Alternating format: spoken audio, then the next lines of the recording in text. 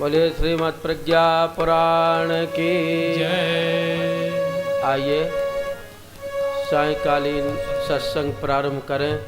इसके पूर्व सभी भाई बहन एक साथ एक स्वर में आद्य शक्ति माँ भगवती गायत्री के महामंत्र का उच्चारण साथ साथ में करने की कृपा करें।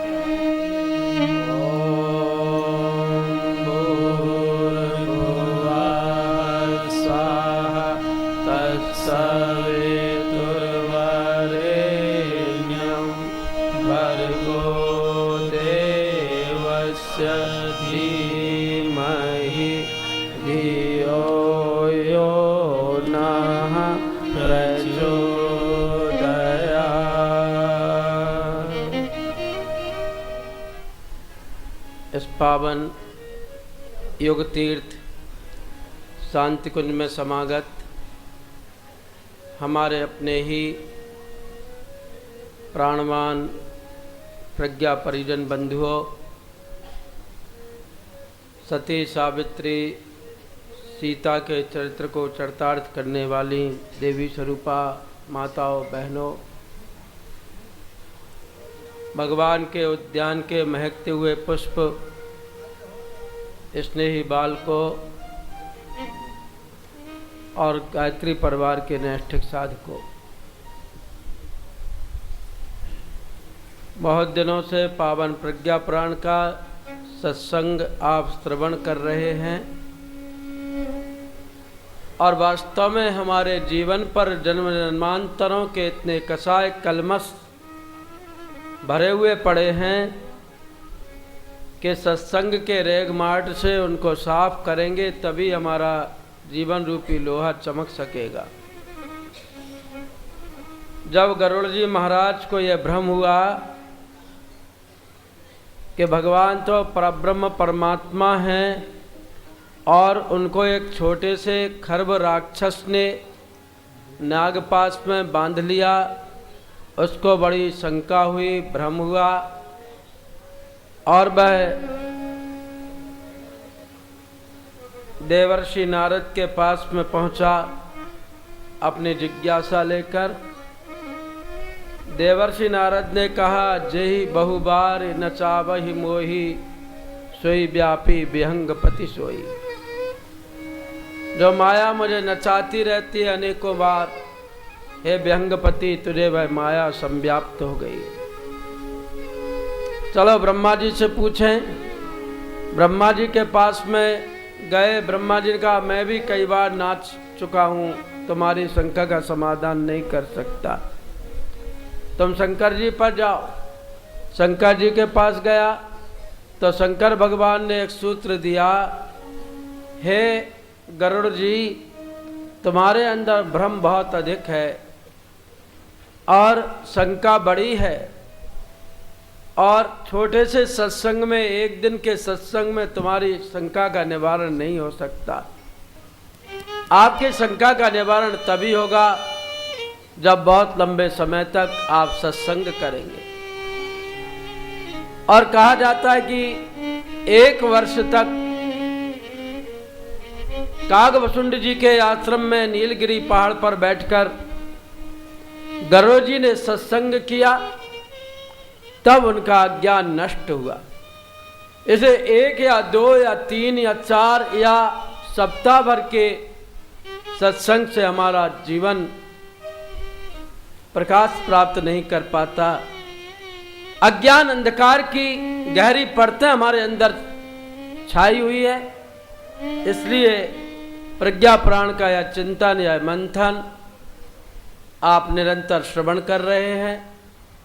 यह प्रज्ञा पुराण हमारे अज्ञान को दूर करेगा, जीवन को ऊंचा उठाएगा, हमको उज्जवल भविष्य की ओर ले जाएगा। शर्त एक ही है कि हम तन्मय होकर के सुने, हम सो कर के नहीं, हम जाग कर के सुने। सुषुप्ति अवस्था में कोई भी आवाज हमारे कान, हमारे जीवन, हमारे हृदय को प्रभावित नहीं कर पाती। जागृति में ही व्यक्ति संदेशों को ग्रहण कर पाता है। इसलिए आइए हृदय पट खोल करके पावन प्रज्ञा पुराण की कथा सुने। सुनो हृदय पट खोल, सब जन यह प्रज्ञा पुराण है। सुनो हृदय पट खोल, सब जन यह प्रज्ञा पुराण है। प्रभु का संदेश इसमें युग ऋषि का तप प्राण है। यह प्रभु का संदेश इसमें युग ऋषि का तप प्राण है। सुनो हृदय पट खोल, सब जन यह प्रज्ञा पुराण है। सुनो हृदय पट खोल, सब जन यह प्रज्ञा पुराण है। सुनो हृदय पट खोल।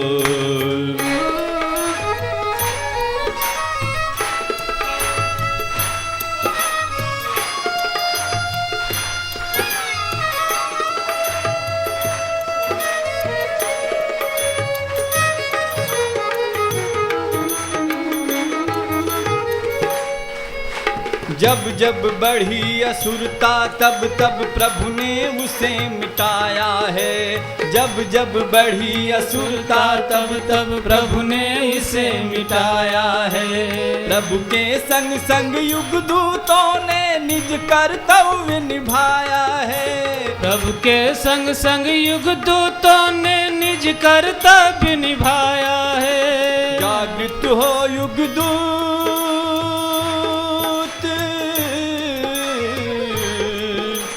जागृत हो युग दूत जिससे यह ऐसा अभियान है। जागृत हो युग दूत जिससे यह ऐसा अभियान है। सुनो हृदय पट खोल, सब जन यह प्रज्ञा पुराण है। सुनो हृदय पट खोल, सब जन यह प्रज्ञा पुराण है। सुनो हृदय पट खोल।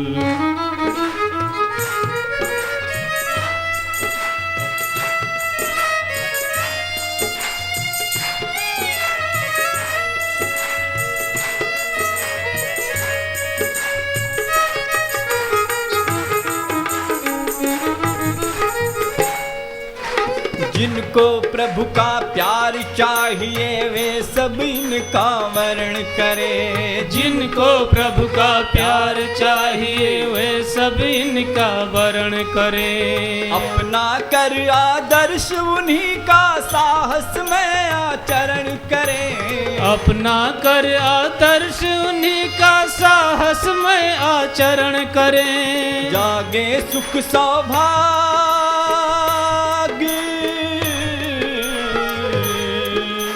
जागे सुख सौभाग्य सबका यह ऐसा वरदान है। जागे सुख सौभाग्य सबका यह ऐसा वरदान है। सुनो हृदय पट खोल, सब जन यह प्रज्ञा पुराण है।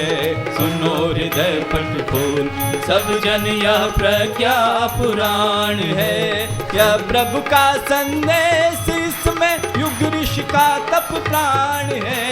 यह प्रभु का संदेश इसमें युग ऋषि का तप प्राण है। सुनो हृदय पट खोल, सब जन यह प्रज्ञा पुराण है।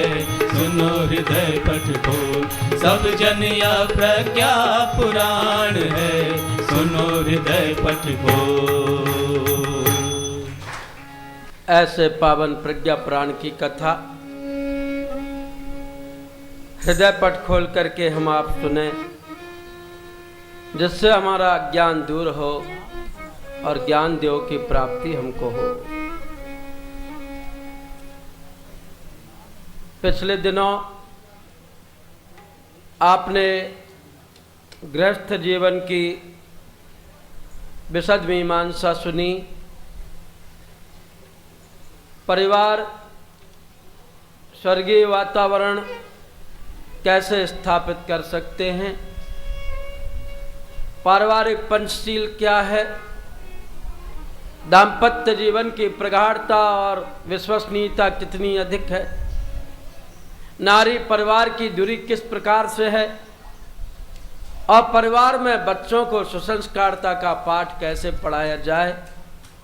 उसी संदर्भ में आज युवा शक्ति पर कुछ विचार करने के लिए कुंभ के मेले में सदगृहस्थ जिज्ञासु भारी संख्या में उपस्थित हैं और धौम्य ऋषि आज की विधि विवेचना करते हुए अपनी ओजस्वी और मधुर वाणी में बोले।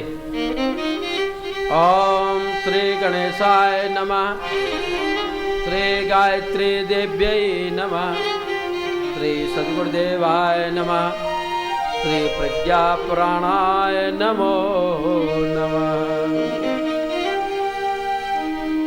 सद्गृहस्थाश्च धन्यास्ते सर्वतो गौरवान्विताः, परिवारं निजं ते तु सुखिनं च समुत्तमम्। सुसंस्कृतं विनर्मान्ति श्रेयो लाभं प्रयान्ति च, भविष्यद्युज्ज्वलं तेषां सन्ततेरपि स्वस्य च।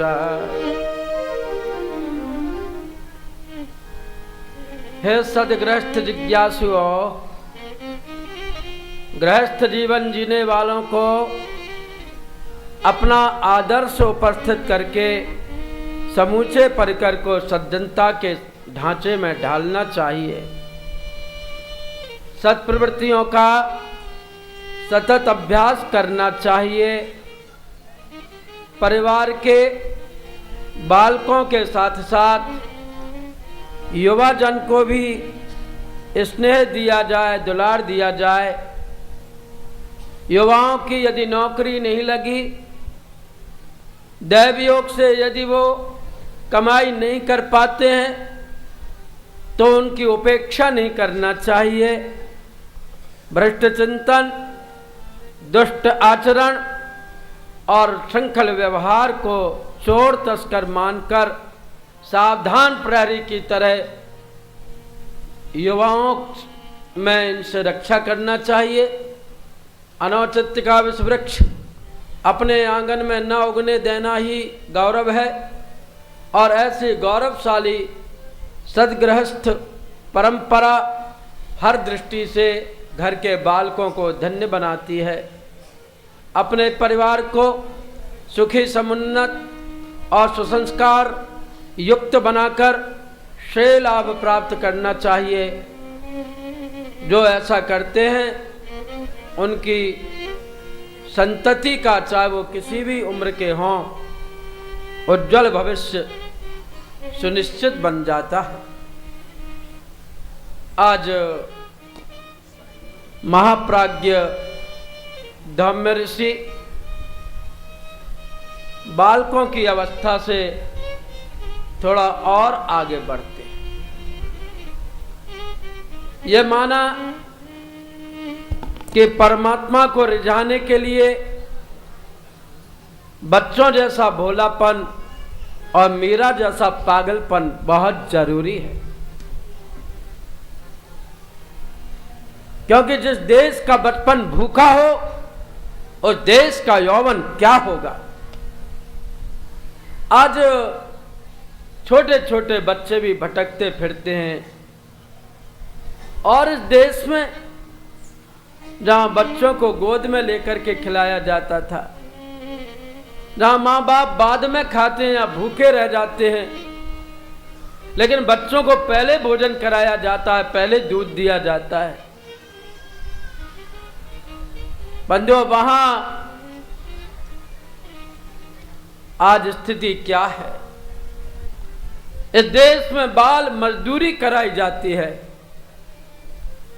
और 6 साल से लेकर के 12 साल तक के बच्चे जब होटलों में बर्तन साफ करते दिखाई देते हैं, जब पत्थर ढोते हुए दिखाई देते हैं, जब कारखानों का धुआं और धूल खाते पीते दिखाई देते हैं, तो लगता है इस देश का यौवन क्या होगा। बचपन को देखते हुए देश के यौवन पर प्रश्न चिन्ह लग जाता है।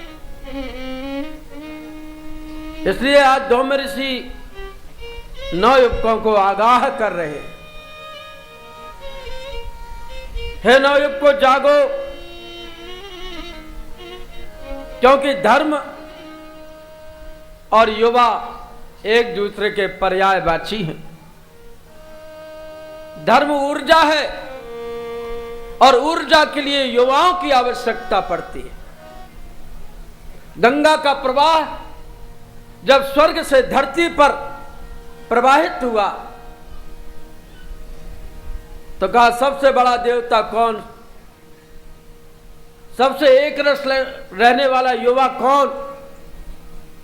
तो युवा शिव को पुकारा गया था और शंकर जी ने अपनी जटाओं में उस ऊर्जा को समा लिया था जिसको गंगा कहते हैं। युवा के कंधों पर जब धर्म आता है तो धर्म भी युवा बन जाता है। लेकिन आजकल धार्मिक कथाओं में, धार्मिक समारोहों में, मंदिरों में वृद्ध लोग ही दिखाई देते हैं। युवाओं को धर्म से अरुचि हो गई। धर्म की पहली पसंद युवा है और धर्म के चहुमुखी विकास के लिए आज युवा शक्ति को यहां पर आमंत्रित किया जा रहा है। युवाओं के मजबूत कंधों की जरूरत है। युवा बच्चों और बूढ़ों के बीच के सेतु हैं,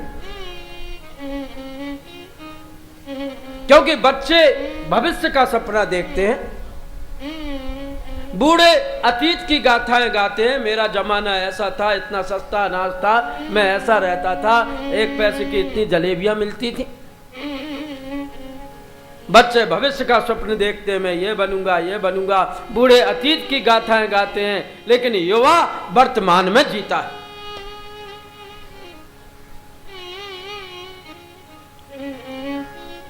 इसलिए है भाइयों, है माताओं बहनों, यदि युवाओं पर ध्यान नहीं दिया गया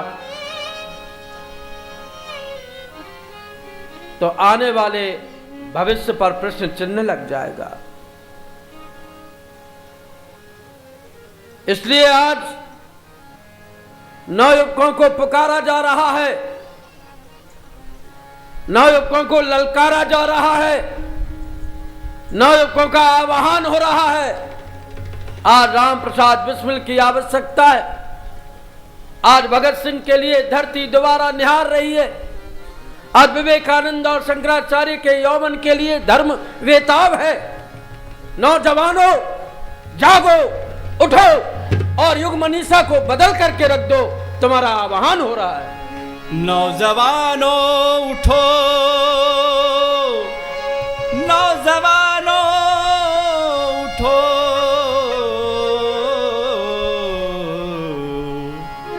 नौजवानों उठो, वक्त यह कह रहा, खुद को बदलो, जमाना बदल जाएगा। नौजवानों उठो, वक्त यह कह रहा, खुद को बदलो, जमाना बदल जाएगा। नौजवानों उठो, वक्त यह कह रहा, नौजवानों उठो, वक्त यह कह रहा, खुद को बदलो, जमाना बदल जाएगा। खुद को बदलो, जमाना बदल जाएगा। शक्तियों को लगाओ सही कार्य में, शक्तियों को लगाओ सही कार्य में। देश का विश्व का भाग्य खुल जाएगा, देश का विश्व का भाग्य खुल जाएगा। नौजवानों उठो, वक्त यह कह रहा।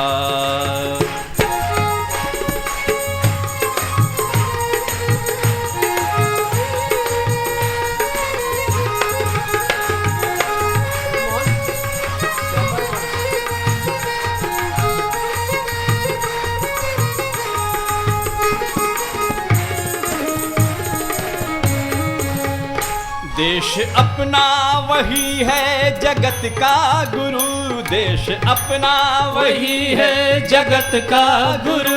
आज अज्ञान में यह भटक क्यों रहा, अज्ञान में क्यों भटक क्यों रहा। पार जिसने करोड़ों अरे कर और जिसने करोड़ों अरे कर दिए, रास्ते में अरे यह अटक क्यों रहा, रास्ते में अरे क्यों अटक क्यों रहा। भाव दैवी जगा लो हृदय में अगर, भाव दैवी जगा लो हृदय में अगर, स्वर्ग ऊपर उतरता चला जाएगा। भाव देवी जगा लो हृदय में अगर, स्वर्ग ऊपर उतरता चला जाएगा। नौजवानों उठो वक्त यह कह रहा।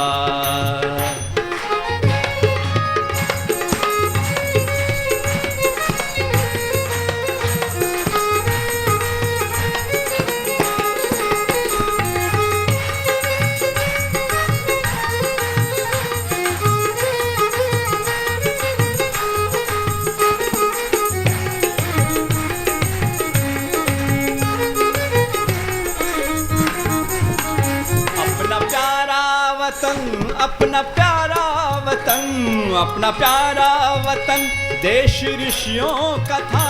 अपना प्यारा वतन देश ऋषियों का था। शान इसकी नहीं घटने देना कभी, शान इसकी नहीं घटने देना कभी। इस चमन को सजाया शहीदों ने था, इस चमन को सजाया शहीदों ने था। इसको बर्बाद होने न देना कभी, इसको बर्बाद होने न देना कभी। देव संस्कृति को अपनाओ वीरों पुनः, देव संस्कृति को अपनाओ वीरों पुनः। देश फिर से जगत गुरु कहा जाएगा। देव संस्कृति को अपनाओ वीरों पुनः, देश फिर से जगत गुरु कहा जाएगा। नौजवानों उठो वक्त यह कह रहा, नौजवानों उठो वक्त यह कह रहा। खुद को बदलो जमाना बदल जाएगा, खुद को बदलो जमाना बदल जाएगा। शक्तियों को लगाओ सही कार्य में, शक्तियों को लगाओ सही कार्य में। देश का विश्व का भाग्य खुल जाएगा, देश का विश्व का भाग्य खुल जाएगा। नौजवानों उठो वक्त यह कह रहा, नौजवानों उठो वक्त यह कह रहा, नौजवानों उठो वक्त यह कह रहा। आज युवा शक्ति की ऊर्जा यदि देश के रचनात्मक कार्यों के लिए प्रयुक्त हो जाए तो देश दोबारा से सतयुग की वापसी कर सकता है। लेकिन आज ऋषि चिंतित हैं कि इस युवा शक्ति को हो क्या गया, और इसमें जिम्मेदार माता पिता भी हैं।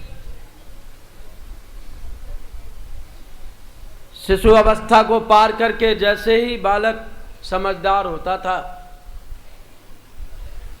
माता पिता उसको अनुशासन के सूत्र में बांधने का प्रयत्न करते थे।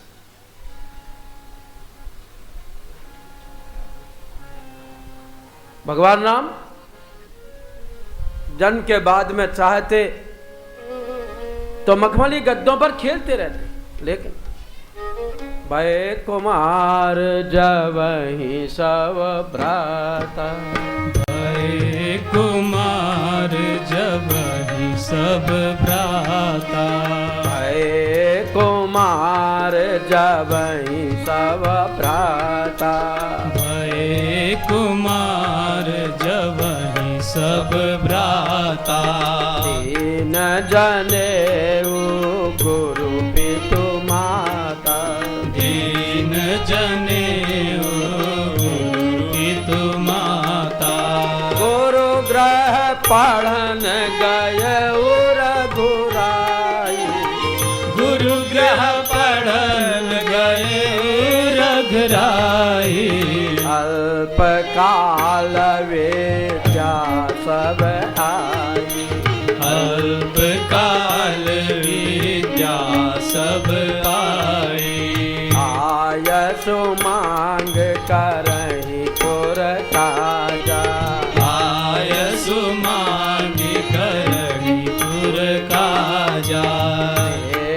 चरित हर्षित मन राजा। देखी चरित हर्षित मन राजा। अनुजन संजुत भोजन करई। अनुजन संजुत भोजन करई। मात पिता आज्ञा अनुसरहि। मात पिता आज्ञा अनुसरहि। प्रात काल उठ के रघुनाथा। प्रात काल उठ के रघुनाथा। मात पिता गुरु नावहि माता। मात पिता गुरु नावहि माता। माता पिता ने बचपन से जब बच्चे को संस्कार दिए तो बचपन जब यौवन में परिवर्तित हुआ तो देव संस्कृति की रक्षा के लिए भगवान श्री राम कटिबद्ध हो गए। हम कहते हैं कि बच्चा के अभी खेलने खाने के दिन है, बच्चे को खाने दो, खेलने दो, और बच्चों को खुद दुर्गुण हम सिखाते। एक व्यक्ति के लड़के को, छोटे से बच्चे को सर्दी जुकाम हो गया तो उसका एक दोस्त था आदमी का, जमींदार, उससे पूछा भाई मेरे बच्चे को सर्दी जुकाम हो गया, ठीक ही नहीं हो रहा है, कैसे जाएगा सर्दी जुकाम? तो जमींदार ने कहा बस थोड़ी सी उसको शराब पिला दे और शराब पिला देगा तो उसका सर्दी जुकाम दूर हो जाएगा। तो उसने कहा शराब से सर्दी जुकाम कैसे दूर हो जाएगा? तो उसने कहा जब शराब पीने से मेरी जमींदारी चली गई, ठकुराई चली गई, दौलत चली गई, मेरा अमीरी चली गई, तो शराब पीने से तेरे बच्चे का जुकाम नहीं जाएगा क्या? बचपन से ही बच्चों को ऐसी बातें सिखाते हैं जिनसे उनका कोई लेना देना नहीं। आज छोटे छोटे बच्चों को सिखाते हैं। घर में माँ बाप होंगे, कोई आएगा, डोरबेल बजेगी तो पहले ही बुला के कह देना पापा घर पर नहीं है, और बच्चा कह देता है कौन आए हैं? अभी पापा घर पर नहीं है। और कभी कभी तो बच्चा ये भी कह देता है कि पापा कह रहे हैं कि अभी पापा घर पर नहीं है, तो पूरा का पूरा फिर उसको नीचा देखना पड़ता है। हम बच्चों को जाने क्या क्या सिखाते हैं, बच्चों को गलत कार्य हम सिखाते हैं और बच्चों पर वैसी ही छाप पड़ती हुई चली जाती है। फिर यौवन आने पर, युवावस्था आने पर, जवानी आने पर जब वो हमारा कहना नहीं मानते तो हम सिर पीट करके रोते हैं। महाराजा दशरथ ने, माता पिता ने, गुरुजनों ने भगवान श्री राम का कुमारावस्था में यज्ञोपवीत संस्कार कराया। यह यज्ञोपवीत धर्म का सूत्र है। सूत्र मतलब फार्मूला, फार्मूला दिया जाता था अनुशासन में बंदे का बचपन से ही। लेकिन आजकल बचपन में कोई संस्कार नहीं कराया जाता है। परिणाम क्या होता है कि विवाह होते समय जवान लड़के को पंडित जी जबरदस्ती करके यज्ञोपवीत पहना देते हैं और बारात जैसे घर में लौटती है वैसे वो यज्ञोपवीत को खूंटी पर टांग देता है, क्योंकि बचपन से तो कुछ किया नहीं। बच्चा जब तक गर्भ में है तब तक वह गर्भ है, जन्म ले लेता है वह शिशु कहलाता है, शिशु के बाद में वह बच्चा कहलाता है, बच्चे के बाद में वह कुमार कहलाता है, कुमार के बाद में किशोर कहलाता है। और कुमारावस्था और किशोरावस्था बीत जाने के बाद यदि कोई ये सोचे कि अब हम बच्चे को अपने दृष्टिकोण के अनुसार मोड़ लेंगे तो ये संभव नहीं, क्योंकि बच्चे फिर पक्के घड़े हो जाते हैं। घड़ा या तो बजता है या फूट जाता है, फिर घड़े को गीली मिट्टी के समान कोई मोड़ नहीं सकता। फिर बच्चे कहना नहीं मानते। आज बच्चों के अंदर ऐसा बीजांकुरण करना है कि उनकी जवानी धन्य हो जाए। इसलिए बाल बोध्या विनेयाश्च प्रापास्ने सविदम उच्चते शिशवास्ने लभंता शिक्षणोन्मुखम। बच्चों को प्यार के साथ साथ शिक्षण भी दें और शिक्षण के साथ साथ उनके अंदर ऊर्जा का समावेश भी करें। बच्चों के अंदर बचपन से ही ऊर्जा होगी तो वो राष्ट्र रक्षा के लिए, धर्म रक्षा के लिए कटिबद्ध हो जाएंगे। विश्वामित्र ऋषि के यज्ञों में जब बहुत उत्पात मचने लगा, उनको चिंता हुई। गायत्री का अनुष्ठान कर रहे थे, नित्य प्रति यज्ञ होता था, लेकिन राक्षस लोग आकर के यज्ञ कुंडों में पानी डाल देते थे, हड्डियों की वर्षा कर देते थे, मांस और रुधिर छिड़क देते थे, चारों तरफ बड़ा अपवित्र वातावरण कर देते थे। ऋषि विश्वामित्र के मन में चिंता उत्पन्न हुई, अगर मैं इनको श्राप देता हूं, अपनी क्रोधाग्नि से इनको जलाता हूं राक्षसों को, तो मेरा पुण्य नष्ट हो जाएगा, लेकिन इनका वध करना जरूरी है। और वो ब्राह्मण का वेश बना करके जब महाराजा दशरथ के दरवाजे आए, महाराजा दशरथ ने देखा पीले कपड़ेधारी बाबा जी आए हैं, तो जरूर कुछ मांगने आए होंगे। याचना करनी बुरी बात नहीं है बंधुओं, लेकिन हम क्या मांगे, क्या याचना करें?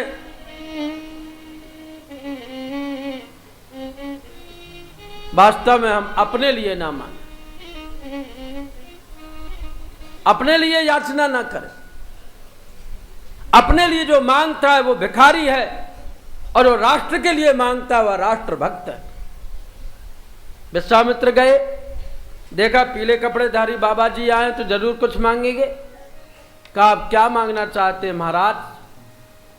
कि असुर समूह सता वही मोही, और मैं जाचन आयो नृप तोही।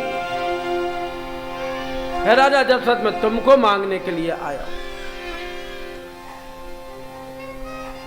तुम चलो मेरे साथ, राक्षसों का वध करो।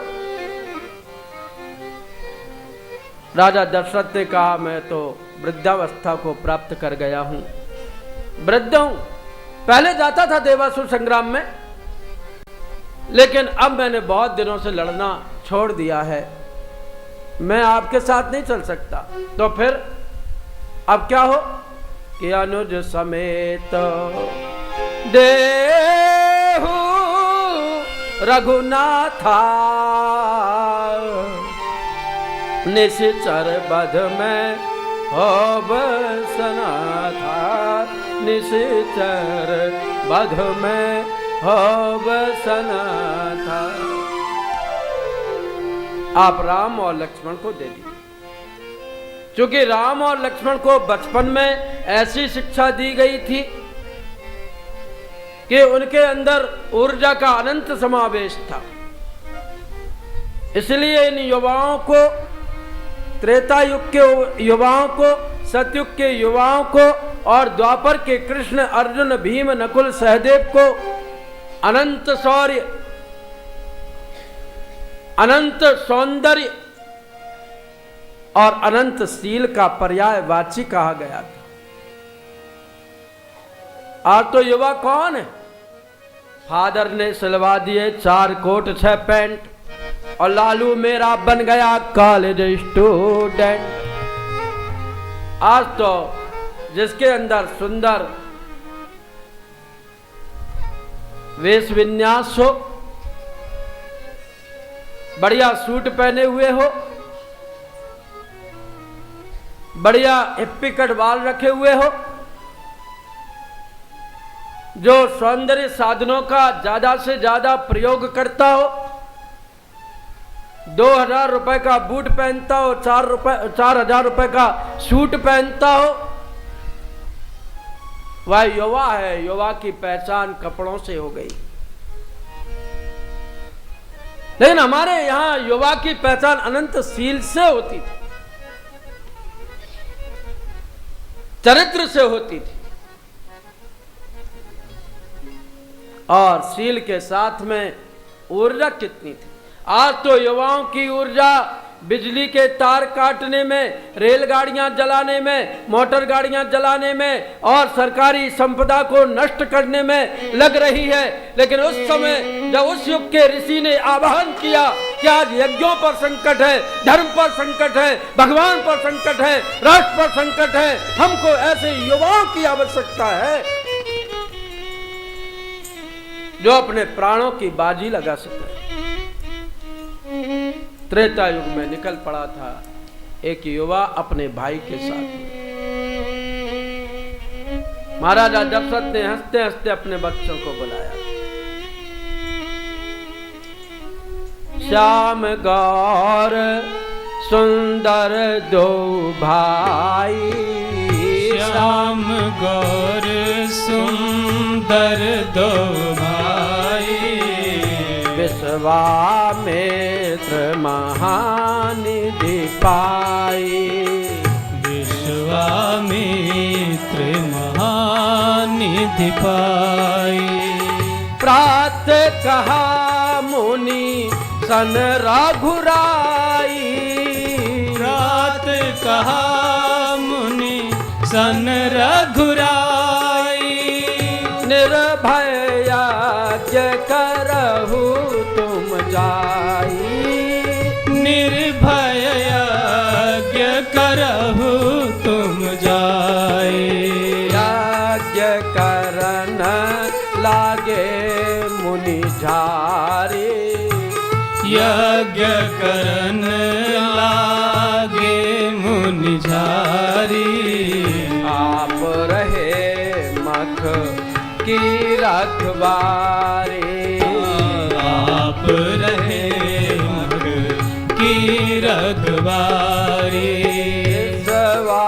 विश्वामित्र महा मुनि ज्ञानी, विश्वामित्र महामुनि ज्ञानी, मसाही विपिन शुभ आश्रम जानी, बसहि विपिन शुभ आश्रम जाई। विश्वामित्र जी ने भगवान श्री राम और लक्ष्मण को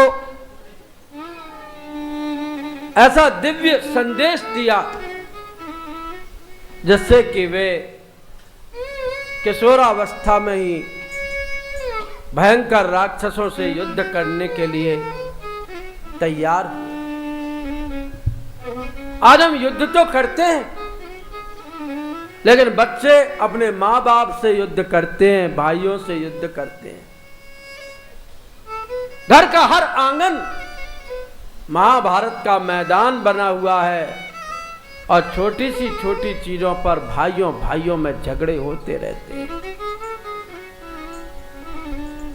बबलू ने 2 बिस्कुट ले लिए, मुन्नू को एक ही बिस्कुट मिला तो बॉक्सिंग बाजी शुरू हो जाती है।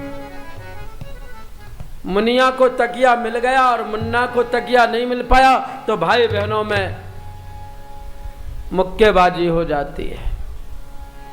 लेकिन कभी हमने ये नहीं सोचा कि अपने बच्चों की ऊर्जा को हम देश, धर्म, संस्कृति की रक्षा के लिए उत्प्रेरित करें। आज आवश्यकता है कि हम बच्चों को ऐसा ज्ञान दें, हम घर के विद्यालय में बच्चों को ऐसा शिक्षण दें जिससे कि बच्चे ऊंचे बने, महान बने। लेकिन आजकल क्या करें, आजकल बच्चा उल्टा ही बोलता है। जब भी कुछ पूछो तो उसके दिमाग में कुछ जमता ही नहीं। एक संस्कृत के शिक्षक थे, वो बच्चों को पढ़ा रहे थे तो उन्होंने एक लड़के से कहा, रामू तुम बताओ कि ये पाजामा 1 वचन है या 2 वचन है? तो कहा सर कमर में कसते समय तो वह 1 वचन है और टांगों में डालते हुए वह 2 वचन है। उल्टी सीधी बात करते हैं, सही जवाब देते ही नहीं। इसे आज किताबी ज्ञान ना दिया जाए बल्कि बच्चों को ऐसा व्यवहारिक ज्ञान दिया जाए जो हमारे सतयुग, त्रेता युग में, द्वापर युग में ऋषि मुनियों ने बच्चों के व्यक्तित्व को बनाया, आश्रम व्यक्तित्व ढालने की टकसाल हुआ करते थे। परम पूज्य गुरुदेव ने भी शांति कुंज को व्यक्तित्व ढालने का टकसाल बनाया और यहाँ पर देव संस्कृति विश्वविद्यालय के द्वारा, गायत्री विद्यापीठ के द्वारा ही नहीं, बल्कि जब आप इस भीड़ पर नजर डालें तो यहाँ पर अधिकांश सैकड़ों की संख्या में नवयुवक नवयुवतियां दिखाई देते हैं जो पीले वस्त्र पहन करके गायत्री का अनुष्ठान कर रहे हैं, जो यज्ञ में आहुति देते हैं। आज के बाहर के बच्चे 8-8, 10-10 बजे तक सो करके नहीं उठते, लेकिन यहां पर गायत्री साधना में मग्न निमग्न ये साधक, ये युवा, ये देश के कर्णधार व्यावहारिक शिक्षा प्राप्त करके अपने व्यक्तित्व को कितना ऊंचा उठा रहे हैं। मात्र किताबी ज्ञान से कुछ होना नहीं है, जैसा कहा गया। विद्यालय में पढ़कर बच्चे बस ज्ञान किताबी पाते हैं, बस ज्ञान किताबी पाते हैं, बस ज्ञान किताबी पाते हैं। अभिभावक ही शुभ लोक नीति, अभिभावक ही शुभ लोक नीति या लोकाचार सिखाते हैं। अभिभावक ही शुभ लोक नीति या लोकाचार सिखाते हैं, अभिभावक ही शुभ लोक नीति या लोकाचार सिखाते हैं। चर्चाएं हो शुभ प्रसंग की, जिज्ञासा उनकी शांत करें, जिज्ञासा उनकी शांत करें, जिज्ञासा उनकी शांत करें। कहकर कहानियां श्रेष्ठ सरस, कहकर कहानियां श्रेष्ठ सरस, बच्चों में नव उल्लास भरे। कहकर कहानियां श्रेष्ठ सरस, बच्चों में नव उल्लास भरे। कहकर कहानियां श्रेष्ठ सरस, बच्चों में नव उल्लास भरे। बच्चों को यह सुविधाएं दें, खेलें कूदे परिभ्रमण करें, खेले कूदे परिभ्रमण करें, खेले कूदे परिभ्रमण करें। पर रखें सावधानी पूरी, पर रखें सावधानी पूरी, वे कुसंग से बस बचे रहें। पर रखें सावधानी पूरी, वे कुसंग से बस बचे रहें। पर रखें सावधानी पूरी, वे कुसंग से बस बचे रहें। बच्चों को व्यावहारिक श्रेष्ठ चिंतन देना अत्यंत आवश्यक है। केवल किताबी ज्ञान दिया तो उससे कुछ होने वाला नहीं। एक कुएं पर 4 पनिहार ने पानी भर रही थीं और बारी बारी रस्सी लेकर कुएं में घड़ा डालती थीं, पानी खींचती थीं, निकालती थीं। पहले ऐसा होता था कि रस्सी एक ही होती थी और पानी भरने वाले बहुत होते थे। तो खाली समय में वो चारों सहेलियां बात करने लगीं, उनमें वार्ता छिड़ गई। सभी ने अपने अपने लड़कों की प्रशंसा करना शुरू कर दी। एक ने कहा, मेरा लड़का तो इतना बढ़िया गाता है कि आगे चल करके देख लेना, उसको किसी राज दरबार में बहुत बड़ा सम्मान मिलेगा, बड़ा मीठा गाता है। तो दूसरी बोली, मेरा लड़का इतना स्वस्थ सुडौल है कि कभी ना कभी किसी नाग पंचमी पर या किसी पर्व पर वह बहुत बड़ा दंगल जीतेगा, बड़ा पहलवान बनेगा। तो तीसरी बोली कि मेरा लड़का पढ़ाई में बहुत आगे है, दिन रात किताब अपने आंखों के सामने से हटाता ही नहीं, देख लेना बहुत बड़ा ऑफिसर बनेगा। चौथी से पूछा, तेरा लड़का? का मैं अपने लड़के के विषय में कुछ अनुमान नहीं लगा सकती। इतने में स्कूल की छुट्टी हुई पहली वाले का लड़का देखो दूर से ही गाता हुआ आ रहा था, कहा देख लिया कितना सुंदर गाता है। दूसरे का लड़का खूब छलांग लगाता हुआ उचकता कूदता आ रहा था, देखा क्या पहलवान है। तीसरे का लड़का किताब हाथ में लिए आंखों से लगाए और पढ़ता पढ़ता चला रहा था, देखा क्या पढ़ता है। तीनों लड़के अपनी माँ पर नज़र डालते हुए अपनी अपनी माँ पर नज़र डालते हुए निकल गए। लेकिन चौथी का लड़का आया, उसने सभी को प्रणाम किया, अपनी माँ के साथ में सभी के चरण स्पर्श किए और अपनी माँ का घड़ा अपने सिर पर लेकर के घर को चलता बना। उसकी माँ आराम से उसके पीछे पीछे चलने लगी। एक महात्मा जी आए, उन्होंने कहा तुम्हारा लड़का बाद में क्या बनेगा ये तो पता नहीं, लेकिन इसका लड़का अभी क्या है वर्तमान में ये उसने प्रत्यक्ष करके दिखा दिया। तो केवल कोरे ज्ञान से कुछ नहीं होता, किताबी ज्ञान से कुछ नहीं होता। हमने बच्चों को कुमारावस्था में, युवा और किशोरावस्था में उन्हें जैसा ढाला है, जवानी में वैसा ही उनका सांचा बनता है। बंधुओं, जितने भी युवा हुए हैं हमारे देश के, उन्होंने बचपन में पहले अपने आप को तपाया है, अपने आप को गलाया है, तब वो बड़े बने हैं, तब वो महान बने हैं। स्वामी विवेकानंद को उनकी माँ ने बनाया है, उनके गुरु ने बनाया है। नहीं तो ये छोटा सा लड़का तो और कहीं भटकने वाला था और गुरु ने उसको तपाया। जैसे वशिष्ठ और विश्वामित्र ने राम जी का निर्माण किया था, वैसे ये 16-17 वर्ष का लड़का काली के सामने खड़ा होकर के मांग रहा था, माँ माँ मैं बड़ा गरीब हूँ, मैं बड़ा बेरोजगार हूँ, मुझे रोटी चाहिए, मुझे भूख लगती है, मेरा भाई बेरोजगार है, मेरी बहन कुंवारी है, मेरी माँ विधवा है, मुझे रुपया दीजिए, मुझे पैसा दीजिए। और इस युवा की प्रतिभा और कड़क आवाज को सुनकर स्वामी रामकृष्ण परमहंस ने इसकी प्रतिभा को पहचाना।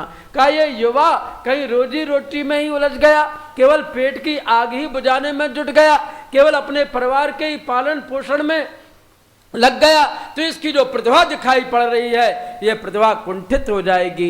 इसको तराशना चाहिए, इसको बनाना चाहिए। और स्वामी रामकृष्ण परमहंस ने कहा, क्यों रे लड़के तेरा नाम क्या है? कहा मुझे नरेन कहते हैं। बंगाली भाषा में नरेंद्र को नरेन कहा जाता, मुझे नरेन कहते हैं। अरे नरेन, तू तो नरों का राजा है, तू तो मुकुटमणि है, तू तो विश्व का मुकुटमणि बनेगा। ये तू काली से क्या मांग रहा है?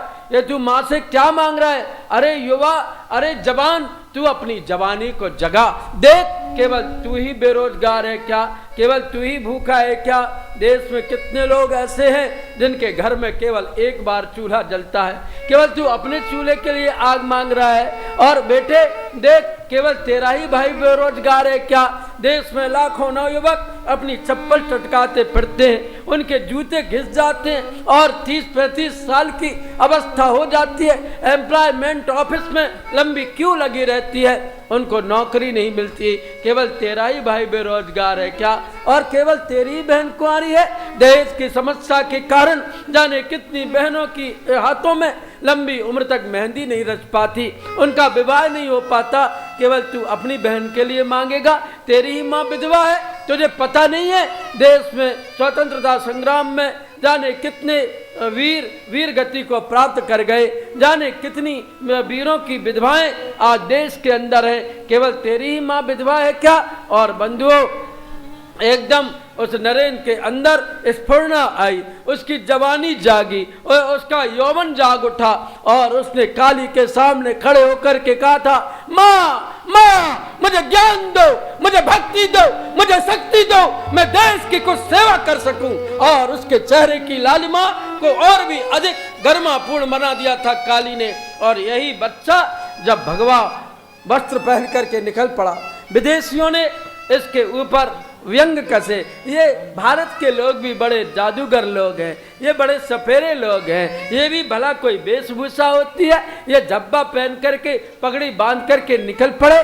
तो बंधुओं, विवेकानंद ने कहा था, विदेशियों तुम्हारी संस्कृति को दर्जी सीता है, लेकिन मेरी संस्कृति को ऋषियों ने बनाया है। और इस संस्कृति को कोई लज्जित नहीं कर सकता। यदि करेगा भी तो उसको खुद लज्जित होना पड़ेगा। एक बार एक इंडियन वहाँ पर इंग्लैंड की रोड पर घूम रहा था लंदन में, तो वो कुर्ता धोती पहने हुए था, युवा था।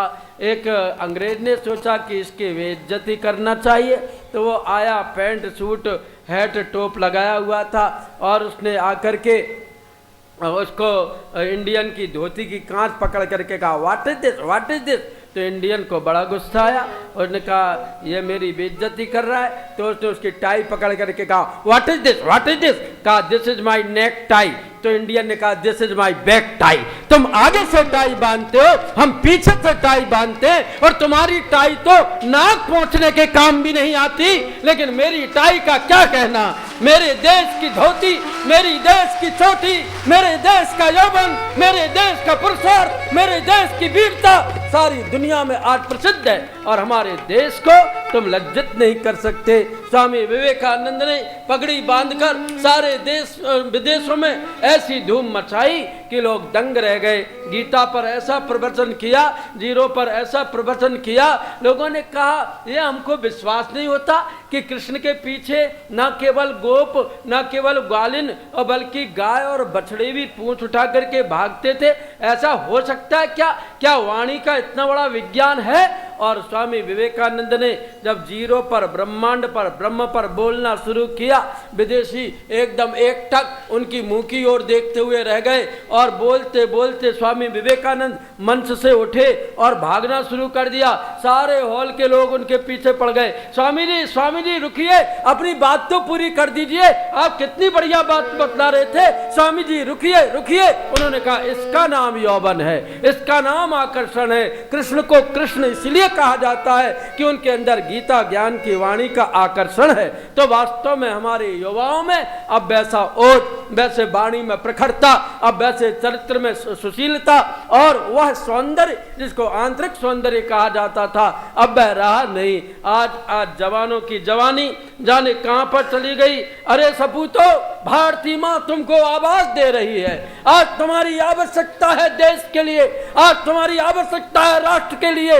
आज भारत माता पूरी तरह से दोबारा स्वतंत्रता की बेड़ियों में बंधने के लिए तैयार हो रही है। देश को खंड खंड करने का दोबारा से षड्यंत्र रचा जा रहा है, और ऐसे समय में केवल तुम बिजली के तार काटते रहे, केवल तुम सरकारी संपदा को नष्ट करते रहे, तो फिर ये जवानी कोई काम नहीं आ सकेगी। अरे सूरमाओ, अरे जवानों जागो, भारती माँ तुम्हें पुकार रही है।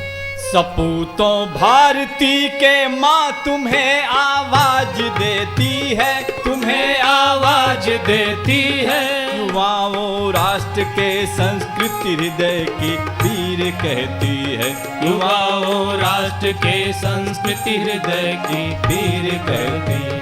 सपूतों भारती के माँ तुम्हें आवाज देती है, तुम्हें आवाज देती है, तुम्हें आवाज देती है।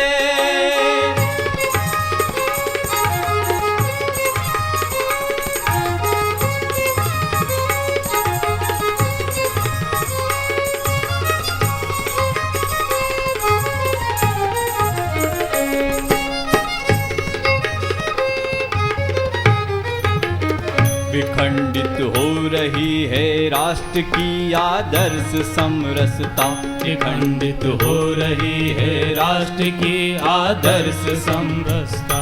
उपेक्षित हो रही है देव संस्कृति की सुगढ़ समता, उपेक्षित हो रही है देव संस्कृति की सुगढ़ समता। राष्ट्र की अस्मिता हर ओर से आघात सहती है, राष्ट्र की अस्मिता हर ओर से आघात सहती है। युवाओं राष्ट्र के संस्कृति हृदय की पीर कहती है, युवाओं राष्ट्र के संस्कृति हृदय की पीर कहती है। सपूतों भारती के माँ तुम्हें आवाज देती है, तुम्हें आवाज देती है, तुम्हें आवाज देती है।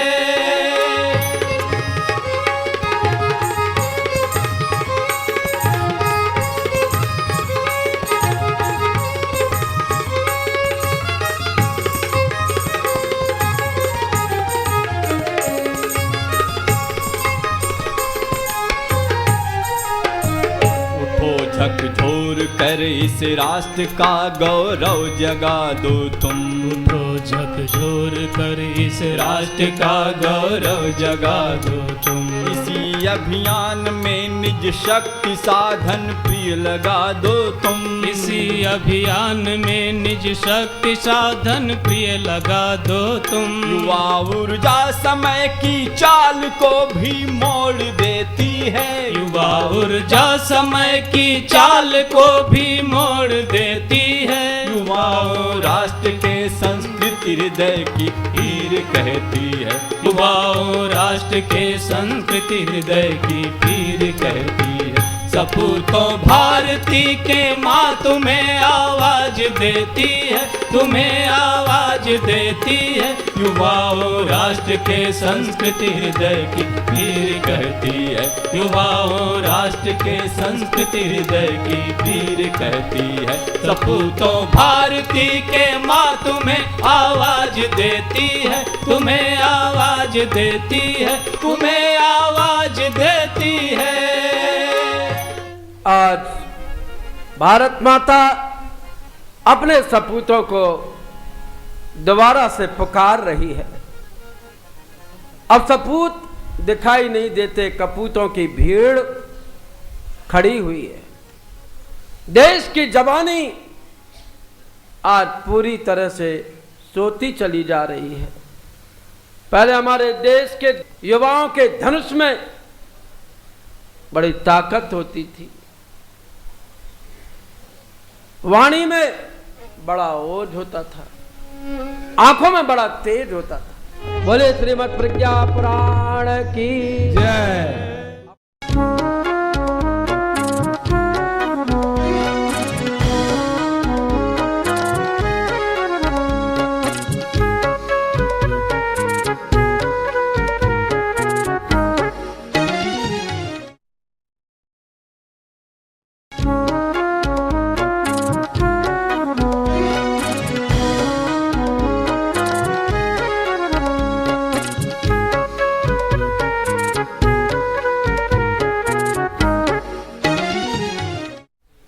बोले प्रज्ञा पुराण की जय।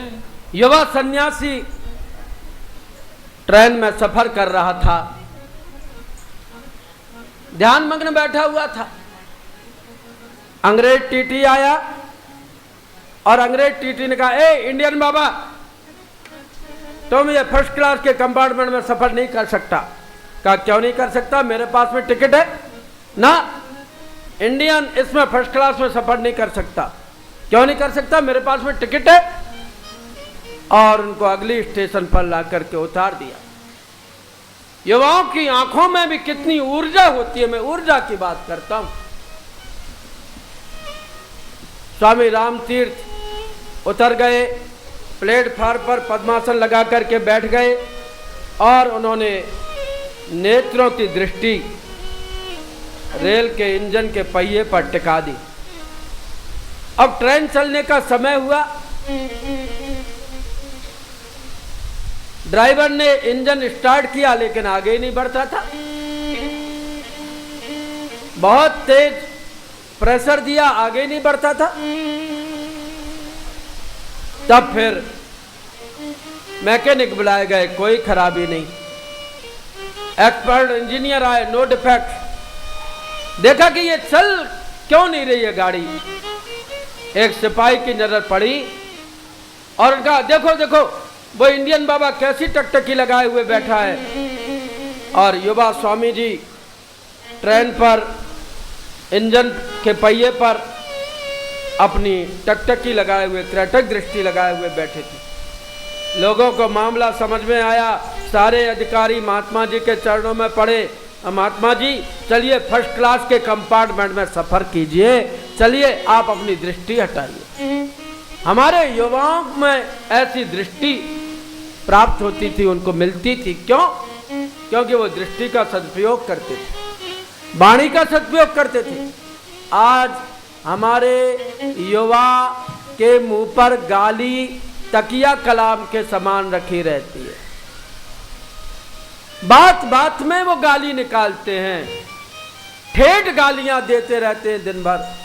जिस जिब्बा से भगवान का नाम स्मरण करना चाहिए, और जिब्बा को उन्होंने बर्बाद कर दिया गालियां दे देकर। जिन आंखों से भगवान के श्री विग्रह के दर्शन करना चाहिए, उन आंखों से आज युवा घूरता रहता है और अपनी दृष्टि को वासना के अंधकार में डुबाए रहता है। आज पता नहीं इस युवावस्था को क्या हो गया। युवाओं की कहानियां जब सुनते हैं, समझते हैं, तो बंधुओं याद आ जाती है सुभाष चंद्र बोस की जवानी। युवा सुभाष चंद्र बोस ने कहा था कि यदि मुझे 100 युवा मिल जाएं तो मैं रातों रात इस देश को आजादी दिलवा दूं। और वो खोज में निकले थे अध्यात्म की में। हिमालय में आए, हिमालय में सर्वत्र उन्होंने भ्रमण किया और फिर उनके मन में विचार आया कि हिमालय इतना ऊंचा, इतना विराट, मैं अपनी जवानी को हिमालय में घूम घूम करके खोदूं और मेरा राष्ट्र परतंत्रता से जकड़ा रहे, ऐसा नहीं हो सकता। मैं खुद हिमालय बनूंगा। और हिमालय जैसे दृढ़ निश्चय करके जब वो निकले, उन्होंने जापान पहुंच करके आजाद हिंद फौज का निर्माण किया। और आजाद हिंद फौज ने गोरिल्ला युद्ध लड़ लड़कर अंग्रेजों की नाक में दम कर दिया। ये बात सत्य है कि सत्याग्रह के द्वारा महात्मा गांधी के प्रयासों से इस देश को आजादी मिली, लेकिन सुभाष चंद्र बोस के योगदान को कोई कम नहीं कह सकता। युवाओं में जब फूटती है ऊर्जा, तो उस ऊर्जा से बड़ी प्रतिकूल परिस्थितियों को भी अनुकूल बनाया जा सकता है। इसलिए ऋषि कहते हैं, कर्तव्या जीवने तस्य व्यवहारम नमा ब्रजेत बुद्धौ भार इवायाति व्यर्थ चानेन कर्मणा।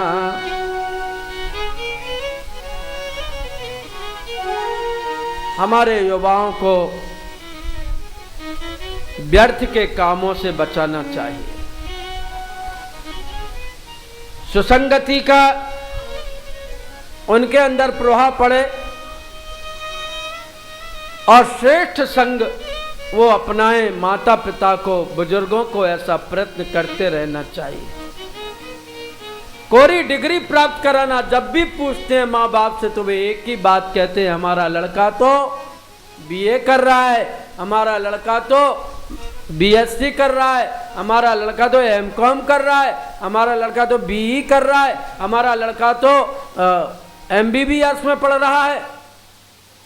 केवल कोरे ज्ञान से कुछ नहीं होना। 4 युवा पंडित थे, वो एक गुरु के यहाँ जाकर के 4-5 उन्होंने वाक्य सीख लिए और रट लिए। उन वाक्यों को उन्होंने रट लिया अच्छी तरह से। पहला वाक्य था, महाजनो येन गतः सपंथः। खूब रटा उन्होंने, महाजनो येन गतः सपंथः। दूसरा उन्होंने रट लिया, राजद्वारे शमशाने चा यस्तिष्ठति सब बांधवः। इसको भी उन्होंने याद कर लिया। तीसरा वाक्य उन्होंने याद किया, धर्मस्य त्वरितः गतिः। इसको भी खूब रटा उन्होंने। और फिर उन्होंने चौथा वाक्य रटा, आगमिष्यति यत्पत्रम तदस्मात्तार यस्यति। एक और उन्होंने वाक्य याद कर लिया, सर्वनाशे समुत्पन्ने अर्धम तदिति पंडितः। अतिविस्तार विस्तीर्ण तद भवेन्न चिरायुषम। और 7वां वाक्य उन्होंने याद किया, छिद्रेष्वनर्था बहुली भवंती। अब चारों पढ़ करके निकले स्कूल से और उन्हें पता नहीं चल रहा था कि कौन सा रास्ता तय किया जाए। इतने में कोई वैश्य मर गया था, उसकी अर्थी जा रही थी। सारे महाजन लोग मरघट की ओर जा रहे थे। तो एक आदमी ने कहा, महाजनो ये गता सपन था, ये बनिए जिस ओर जा रहे हैं उसी तरफ चलो। तो वो मरघट पहुंच गए। मरघट में अब किसको मित्र बनाए? तो मरघट में देखा तो एक गधा खड़ा हुआ था। राजद्वारे शमशाने चा यस्तिष्ठति स बांधवा। राज दरबार में और शमशान में जो बैठा हो वही अपना बांधव है, ऐसा सोच करके गधे से गले मिलने लगे। गधे के आगे पीछे हुए। गधे ने दुलत्ती झाड़ी और पिटकुट करके गधे से भाग खड़े हुए। अब क्या करें? एक भागते भागते नदी के पास में आए और नदी में एक पत्ता बह रहा था, केले का पत्ता। तो कहा क्या करें? कहा आगमिष्यति यत्पत्रम तदस्मा तारयस्यति। अगर डूबते में पत्ता भी मिल जाए तो उस पर बैठ करके पार होना चाहिए। केले के पत्ते पर बैठ करके पार होने लगे। डूबते डूबते बचे, प्राणों की बनाई। आगे चल करके देखा नदी के किनारे एक आदमी डूब रहा था। कहा अब क्या करें, इसको कैसे बचाएं? तो सर्वनाशे समुत्पन्ने अर्धम तरित पंडिता। उन्होंने कहा इस पूरे आदमी को तो नहीं बचाया जा सकता। तलवार निकाली, पहले के लोग तलवार निकालते थे और उसको बचाने के लिए उसका सिर काट दिया कि पूरा नहीं बचा तो सिर तो बच गया। बंधुओं, ऐसी पढ़ाई से क्या फायदा? अर्थ का अनर्थ करें, यह पढ़ाई पढ़ाई नहीं है। युवावस्था में हम खूब पढ़ाई करते हैं, लेकिन कितनी पढ़ाई हमारे काम आती? जीवन में व्यावहारिक शिक्षा को यदि ढाल लिया तो बंधुओं वह पढ़ाई अधिक काम आती है। आज जरूरत है नवयुवकों को जगाने की, और जो जाग जाता है वो महान बन जाता है। जो जाग गया उसके जुलूस निकलने लगे। बंदा बैरागी को आध्यात्मिक ज्ञान की प्राप्ति हुई। वो घर द्वार और परिवार छोड़ करके जंगल में जाकर के बैठ गया, तब करने लगा। उसी समय गुरु अर्जुन देव का संदेश चारों तरफ बिखर रहा था। आज राष्ट्र धर्म की रक्षा के लिए बलिदानियों की आवश्यकता है। सच्चा त्यागी, सच्चा बैरागी वही है जो राष्ट्र उत्थान के लिए कृपाण तान ले। बैरागी के कानों में भी ये स्वर टकराए और बंदा बैरागी ने कहा मैं जंगल में बैठ करके ओमकार गुंजन करता रहूं, ओमकार ओमकार का भजन करता रहूं। इससे अच्छा है कि मैं राष्ट्र की रक्षा के लिए तलवार तानूं। और वो बंदा बैरागी अपने सच्चे अध्यात्म को प्राप्त करने के लिए अर्जुन देव के शरण में पहुंच गया। और वो गुरु अर्जुन देव उसे हमेशा बंदा बैरागी कहकर के ही पुकारते थे। अकेले बैरागी ने सैकड़ों आत्ताइयों का सर काट दिया था। बंधु, आज बच्चों को ऐसी व्यवहारिक शिक्षा देना जरूरी है। केवल कोरा ज्ञान हमारे युवाओं का उद्धार नहीं कर सकता। कोरे ज्ञान से कुछ नहीं होता। युवाओं ने बड़ी क्रांति की। रामचरितमानस के दोनों युवा, कोई उनको विस्मृत नहीं कर सकता है। जिन युवाओं के विषय में कहा है, बड़ भागे अंगद हनुमान, अंगद हनुमाना। बड़ भागे अंगद हनुमाना। बड़ भागे अंगद हनुमाना। चरण कमल चापत विधि नाना। चरण कमल चापत विधि नाना। महावीर बिनबाऊ हनुमाना। महावीर बिनबाऊ हनुमाना। राम जासु जस आप बखाना। राम जासु जस आप बखाना। बड़ भागी अंगद हनुमाना। बड़ भागी अंगद हनुमाना। चरण कमल चापत विधि नाना। चरण कमल चापत विधि नाना। रामचरितमानस के चिर युवा एक हनुमान एक अंगद, उन्होंने अपनी जवानी को राम काज में झोंक दिया था। सांस नहीं ली थी। जैसे जब उनका परिचय कराया जामवंत ने, हनुमान तुम्हारा जन्म काम काज के लिए नहीं हुआ,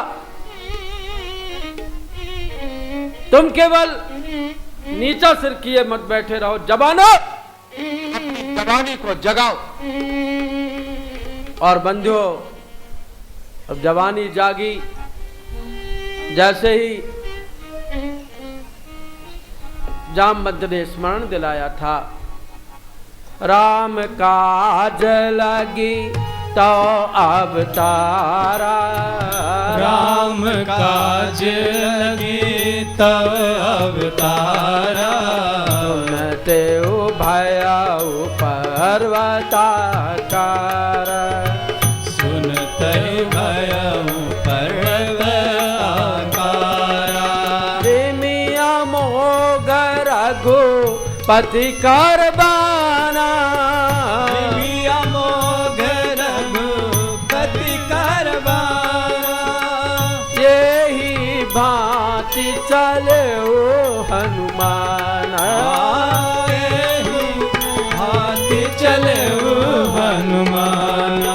सुन रावण ब्रह्मांड निकाया। सुन रावण मध्य निकाया।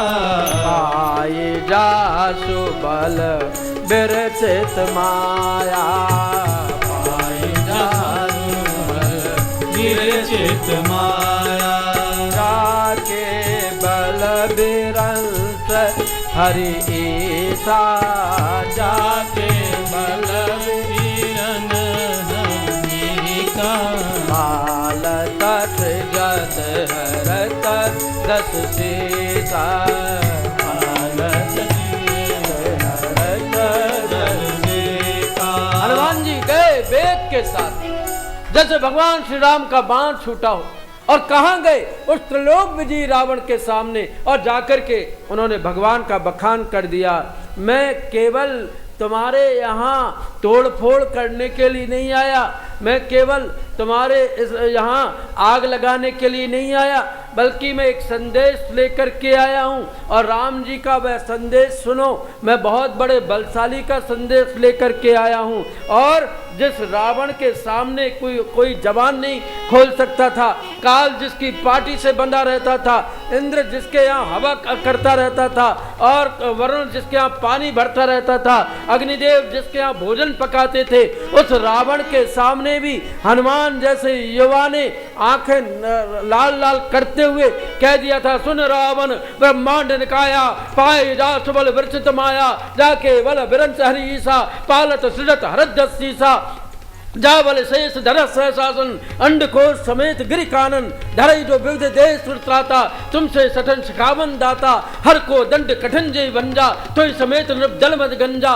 खर दूषण तृष्णा वाली बधे सकल अतुलित बलशाली जाके बल लवलेसते जिते चराचर ढार तास दूत में जाकर हर आने प्रिय नारी। मैं किसी ऑफिसर का लड़का नहीं हूँ, मैं किसी लेफ्टिनेंट का बेटा नहीं हूँ, बल्कि मैं महाकाल का संदेश लेकर के तेरे सामने आया हूँ। और मैं अपनी जवानी का बखान तेरे सामने नहीं कर रहा हूँ, बल्कि मैं भगवान का गुणगान तेरे सामने कर रहा हूँ। हो सकता है कि तेरा तीसरा नेत्र खुल जाए, विवेक की ज्योति जाग जाए और तू सुनिश्चित रूप से अपने जीवन को सार्थक कर ले। लेकिन बंधुओं, जवानों की जवानी जब जागती है और जब कोई सामने वाला व्यक्ति अनीति करता है तो फिर उसका घर भी जलाने की क्षमता उनके अंदर होती है। एक जवान की बात मैंने आपसे कही, और अंगद जैसा जवान भी गया था, जिसने वहां पर जाकर के पैर टिका करके कह दिया था, जो 60 चरण सकई मम तारा फिर ही राम सीता में हारा। वैसे तो मैं हाथ जोड़ करके तुमसे बात कर रहा हूँ, लेकिन हाथ जोड़ने की जगह हाथ तोड़ा भी जा सकता है। और मैं पैर दबा करके कहता हूँ कि तुम्हारे यहाँ कोई भी ऐसी जवानी हो जो मेरे पैर को हटा दे तो मैं अभी अभी सीता को हार जाऊंगा। बंधुओं, ये जवानी है जो चुनौती देती है, जो ललकारती है, जो फटकारती है। लेकिन आज उन जवानों को क्या कहें जिनके गाल पिचक गए हैं, जिनके चेहरे पर लालिमा नहीं है, जिन्होंने अपनी आंखों की दृष्टि खो दी है, केवल उनके ऊपर वासना का भूत सवार रहता है, राष्ट्र का कहीं पर भी नाम नहीं रहता। आज धर्म के लिए युवाओं की आवश्यकता है। युवा जिंदा होगा तो धर्म जिंदा रहेगा, युवा जिंदा होगा तो राष्ट्र जिंदा होगा, और जवानी जिस दिन कुर्बानी देने के लिए आगे आ जाएगी बंधु, उसी दिन राष्ट्र में नई कहानी लिखी जाएगी। इसलिए आज युग पुकार रहा है, हे नौजवानों जागो, आज युग की मांग को पूरा करो। आज जिस देश में इंजीनियर की डिग्री लेकर के लोग बेरोजगार घूम रहे हैं, जिस देश में डॉक्टर लोग बेकार घूम रहे हैं, जिस देश में वकील को सब्जी लाने का पैसा भी अपने लिए नहीं मिल पाता है, जिस देश में क्लर्की करते करते जवान बूढ़े हो जाते हैं, आज जिस देश में बेरोजगारी चरम सीमा पर हो, आज भगवान के कार्य के लिए युवा नहीं मिल रहा है, आज भगवान के कार्य के लिए आदमी नहीं मिल रहा है, आज राष्ट्र उत्थान के लिए जवानी पूरी तरह से आज दिखाई नहीं दे रही है। अपनी सुसुप्ति को त्यागो, जागृति की अवस्था में आओ। हे नौजवानों, तुम्हें यह राष्ट्र पुकार रहा है। जाग नौजवान, जाग नौजवान, जाग नौजवान, जाग नौजवान।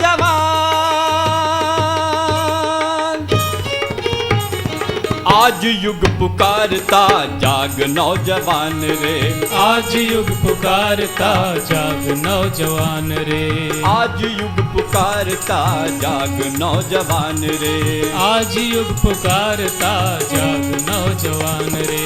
मोर्चे संभाल रे संभाल तू कमान रे, मोर्चे संभाल रे संभाल तू कमान रे, आज युग पुकारता जाग नौजवान रे, आज युग पुकारता जाग नौजवान रे।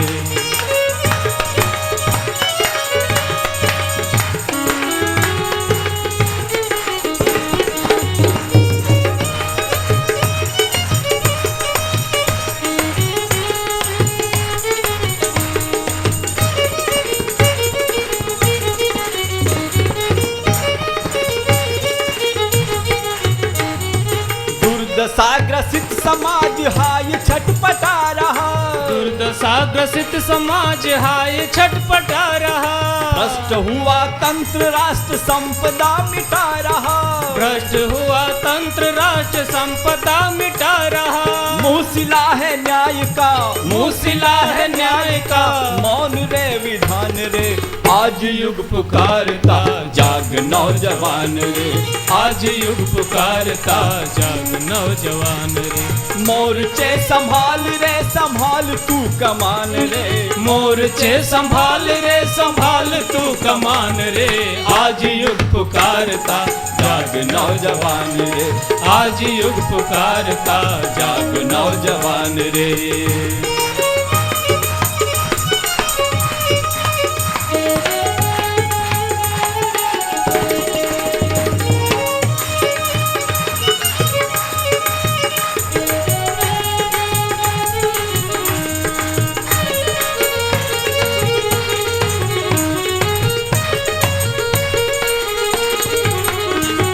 अनीतियों से जूझने के मोर्चे खुले हुए, अनीतियों से जूझने के मोर्चे खुले हुए। पीढ़ियां बिगाड़ने को दुर्व्यसन तुले हुए, पीढ़ियां बिगाड़ने को दुर्व्यसन तुले हुए।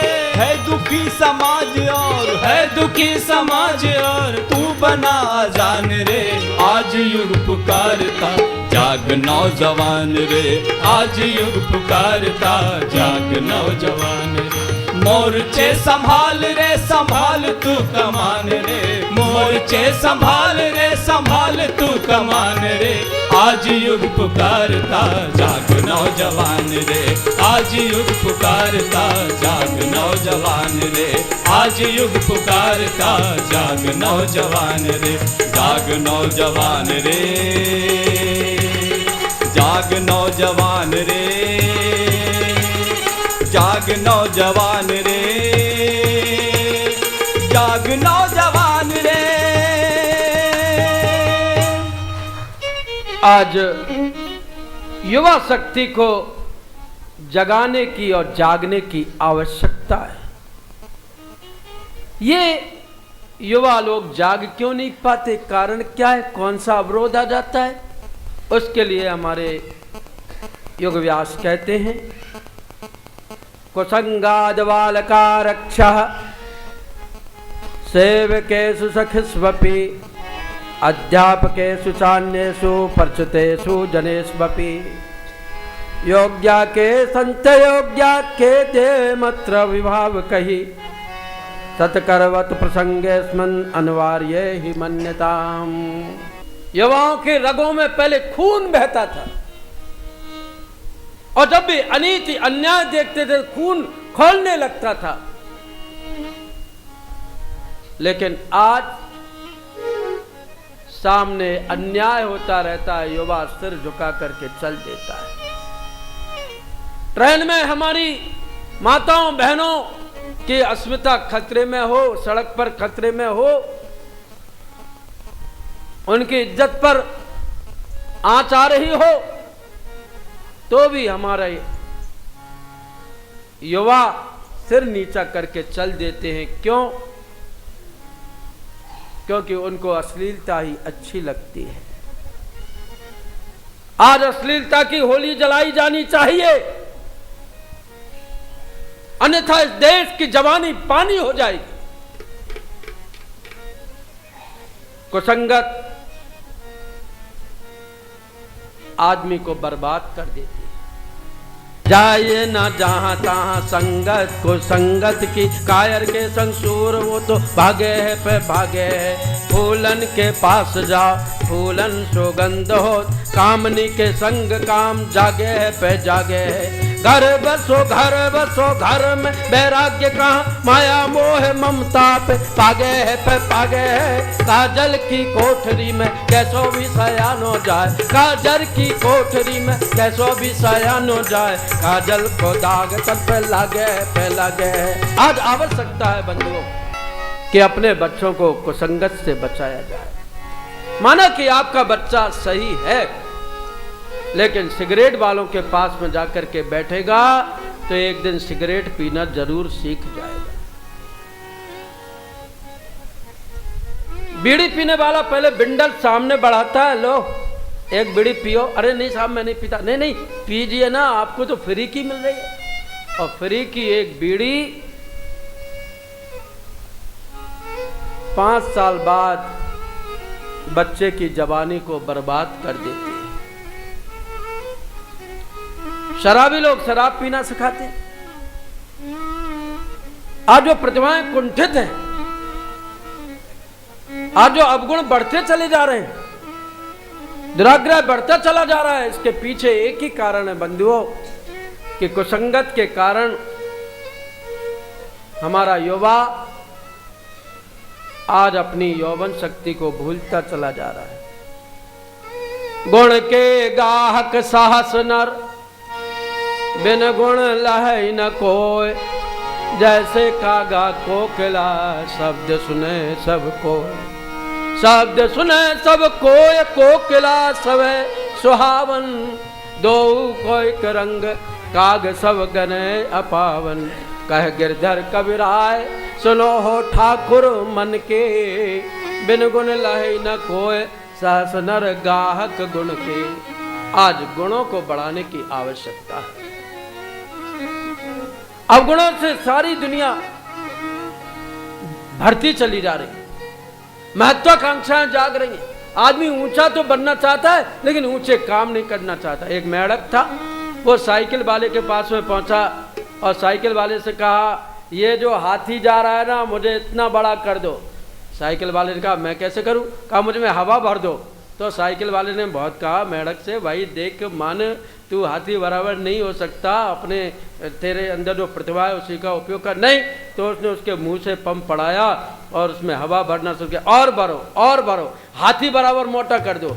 और भरते भरते आखिर मेढक के अंदर थोड़ी सी हवा गई, उसका शरीर फट गया, वो मर गया। महत्वाकांक्षाएं बढ़ा करके रखी, लेकिन वैसा व्यक्तित्व वैसा गुण आदमी नहीं बढ़ाना चाहता। बंधुओं, आज आवश्यकता कि हम मेढक ना बने, हाथी बने। कुत्ते भौंकते रहते हैं, हाथी चलता रहता है। आज हमारे नवयुवकों को हाथी बनना है। ये जो आजकल के व्यसन हैं, ये कुत्तों के, आवारा कुत्तों के समान हमारे चारों ओर भटक करके हमको बर्बाद कर देना चाहते हैं। इसलिए आज का ये जो हमारा नवयुवक है, इससे आशा अपेक्षा है कि ये शराब को हाथ न लगाए। शराबी आदमी अपने गुण को, अपने सद्गुणों को, शील को, सौंदर्य को, सूरता को नष्ट कर देता है। इसलिए हम अवगुणों में ना पड़े, उसकी कोई बुद्धि नहीं रह जाती। और व्यसनों के कारण आज हमारी जवानी बिल्कुल सोती चली जा रही है, कमजोर होती हुई चली जा रही है। जबकि हमारे युवाओं के विषय में कहा गया था, अगर तुम ठान लो तारे गगन के तोड़ सकते हो, अगर तुम ठान लो तूफान की गति मोड़ सकते हो, अगर तुम ठान लो इतिहास के स्वर्ण अक्षरों में एक अध्याय तुम जोड़ सकते हो। लेकिन बंधुओं, क्या करें, आज जवानी व्यसनों में पड़ गई। अमीरों के लड़के हेरोइन खा रहे हैं, 15,000 रुपए की एक सरसों के दाने के बराबर हेरोइन मिलती है और वो उसमें डूब करके अपनी चिंताओं को भूलना चाहते हैं, साथ में वो अपनी सुध बुध भूलना चाहते हैं। आज ऐसी अमीरी पर लानत, जो अमीरी हमारे बच्चों को गरीबी से भी ज्यादा बदहाल बना दे। आज मध्यम वर्गीय लोग शराब पी करके पार्टियों में अपने आप को एडवांस समझ रहे हैं और यह कहने में थोड़ा भी संकोच नहीं इस मंच से कि नवयुवक और नवयुवतियां बराबर आज नशे में तल्लीन हो रहे हैं। विश्वविद्यालयों से जो आंकड़े आते हैं, दिल्ली विश्वविद्यालय के आंकड़े उठा करके देखें, जितना नशा लड़के नहीं कर रहे हैं आज लड़कियां करती चली जा रही हैं। सिगरेट की लत, ड्रग्स लेने की लत आज हमारी जवानी को पानी कर रही है। हम न्योता दे रहे हैं। बीड़ी तो नाश की नशैनी है, सिगरेट तो हमारा सत्यानाश कर देती है, शराब तो हमारे जीवन को खराब कर देती है। लेकिन क्या बताएं बंधुओं, आज की युवा शक्ति इन दुर्गुणों में पड़कर सद्गुणों जैसी संपत्ति का ह्रास करती चली जा रही है। आज ऋषि चिंतित हैं, आज योग व्यास यही कह रहे हैं कि कुसंगति से बचना पड़ेगा, अगर नहीं बचे तो फिर एक दिन बूढ़े माँ बाप को रोना पड़ेगा कि मैं अपने बच्चों को कुसंगति से बचा नहीं पाया। आज दोबारा से वह श्रेष्ठता जो किसी जमाने में संत ज्ञानेश्वर के पास में थी, स्वामी विवेकानंद का उदाहरण आपने सुना। आदिगुरु शंकराचार्य 16 वर्ष की अवस्था में सारे भारत की यात्रा पर निकल पड़े थे। उस समय देश खंड खंड हो रहा था, यज्ञों के नाम पर बलि प्रथा प्रचलित थी। चारों तरफ यवनों ने ऐसा षड्यंत्र रच करके भारत के युवाओं को विभाजित कर दिया था कि अलग अलग संप्रदाय खड़े होते हुए चले जा रहे थे। तब आदिगुरु शंकराचार्य सनातन संस्कृति की जय बोलते हुए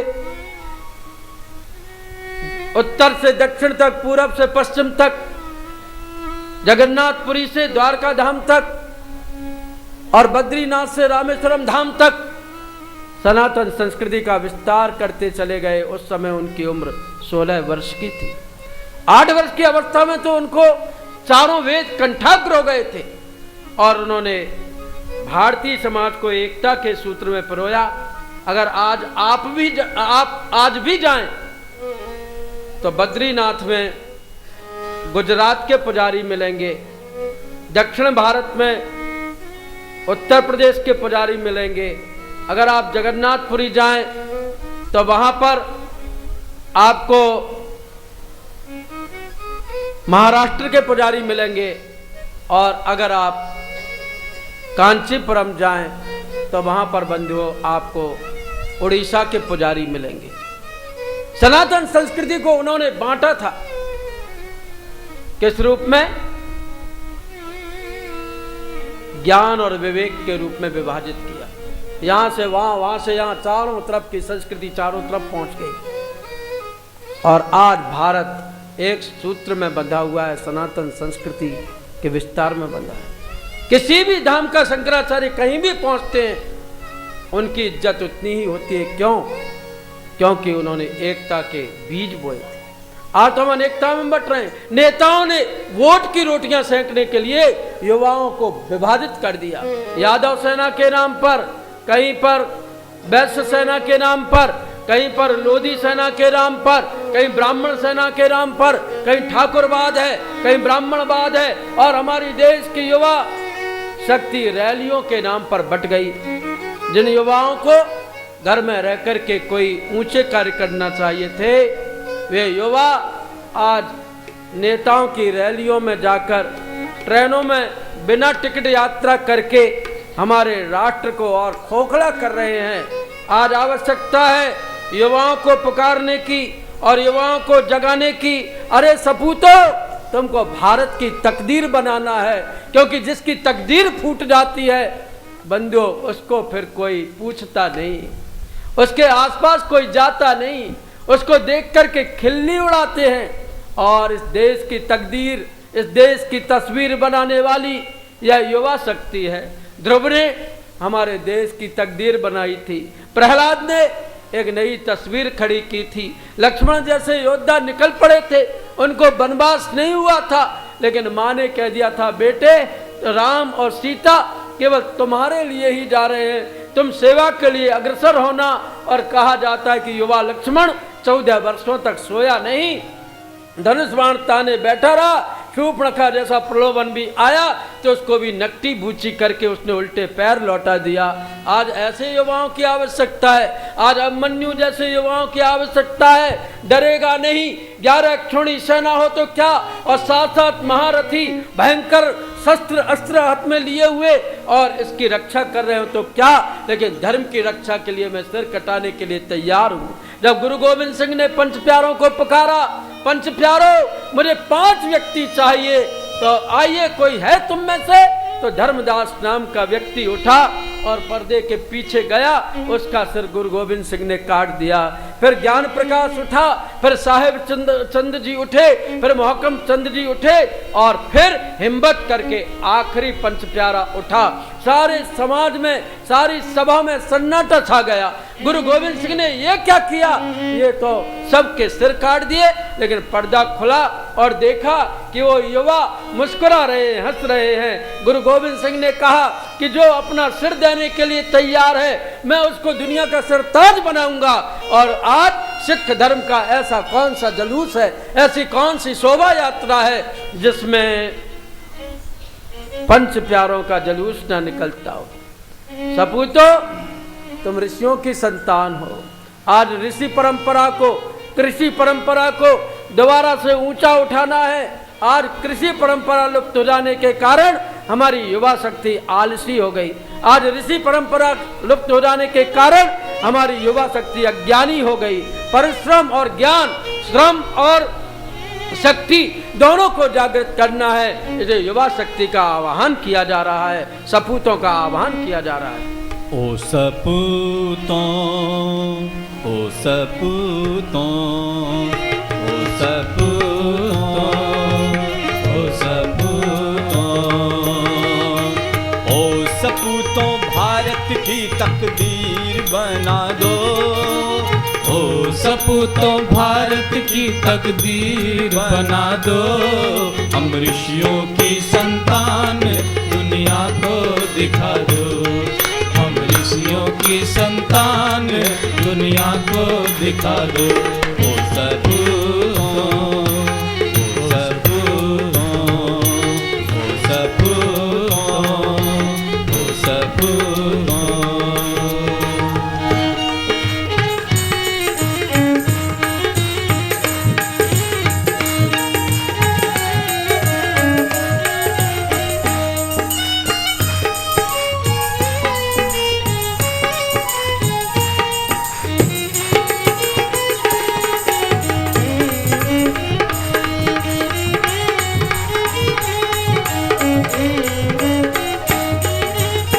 ऋषि ने आह्वान किया है आदर्शों की राह पर।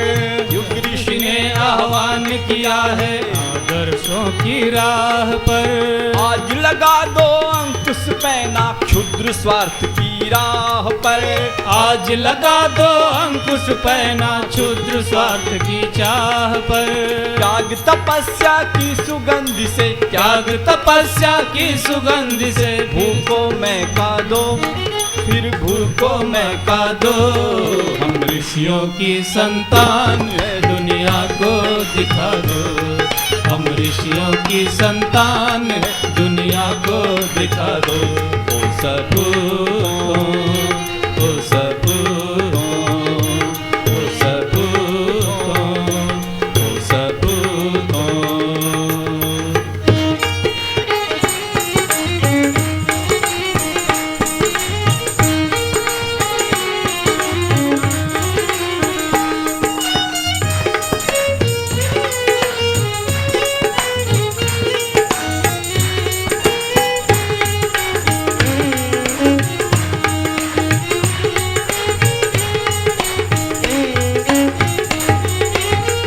सृजन की नई उमंगे लेकर आगे आओ। नए सृजन की नई उमंगे लेकर आगे आओ। खुला मोर्चा निर्माणों का मिलकर कदम बढ़ाओ। खुला मोर्चा निर्माणों का मिलकर कदम बढ़ाओ। राम राज्य के सपनों को, राम राज्य के सपनों को सच करके दिखा दो। सच करके दिखा दो। हम ऋषियों की संतान है दुनिया को दिखा दो। हम ऋषियों की संतान है दुनिया को दिखा दो। ओ सपूतों, ओ सपूतों, ओ सपूतों, ओ सपूतों, ओ सपूतों, भारत की तकदीर बना दो। ओ सपूतों, भारत की की तकदीर बना दो। हम ऋषियों की संतान है, दुनिया को दिखा दो। हम ऋषियों की संतान है, दुनिया को दिखा दो। ओ सबू, ओ सबू, ओ सबू, ओ सबू, ओ सबू, ओ सबू। हे जिज्ञासुओं, आज आवश्यकता है कि हमारी देश की युवा शक्ति बिगाड़ने में नहीं, बनाने में लगे। आजकल तो काट छांट हर कोई करता है। एक शिक्षक ने ब्लैक बोर्ड पर लिख दिया कि बृहस्पतिवार को स्कूल बंद रखा जाएगा। तो एक उद्यमी लड़का आया, उसने रा को बंद से जोड़ दिया और खा को अलग कर दिया। तो सूचना मिली लोगों को कि बृहस्पतिवार को स्कूल बंदर खा जाएगा। तो काटने छाटने में लगे हुए हैं लोग, उल्टा सीधा काम करने में लगे हैं, जबकि आवश्यकता है कि सही कार्य किया जाए। क्या काटे क्या छाटे, चरित्र को ऊंचा उठाना आवश्यक है। इसलिए हमारे यहाँ महाप्राज्ञ ऋषि कहते हैं, सुविधा साधना नाम ही ज्ञान वृद्धेरपि हचा भवन्तपि सदा सर्वे गुण कर्म स्वभावता। चरित्रे चिंतने तेषां व्यवहारोऽपि संतताम् शालीनता समावेशो यथा योग्यम भवत्वपि। आज युवा शक्ति के अंदर चिंतन, चरित्र, व्यवहार में शालीनता का समुचित समावेश करना आवश्यक है। स्वामी विवेकानंद जी हमेशा कहा करते,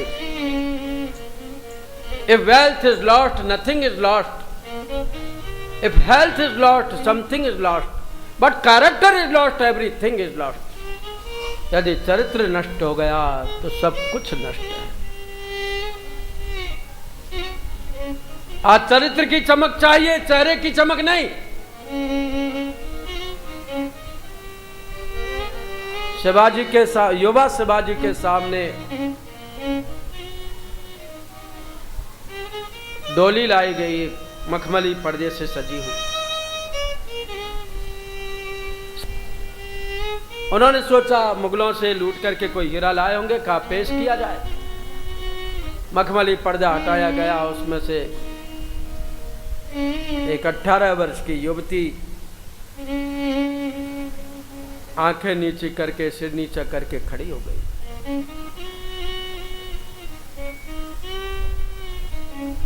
शिवाजी ने कहा था, देवी तेरे जैसी सुंदर मेरी मां रही होती तो मैं कितना सुंदर हुआ होता, काला कलूटा चेचक वाला नहीं रहता। खबरदार सेनापति, अब तुमने ऐसी भूल की तो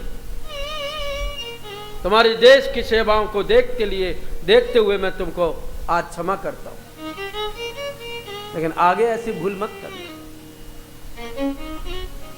हमारे यहाँ का चरित्र इतना ऊंचा था। स्वामी विवेकानंद गरम तवे पर बैठ गए थे। आज मेरे अंदर ऐसा विचार आया तो आया कैसे? नेपोलियन बोनापार्ट जब पढ़ते थे स्टूडेंट लाइफ में, तो एक लड़की उन पर डोरे डालते रहती थी और कभी भी कुछ उनके साथ में छेड़खानी करती थी।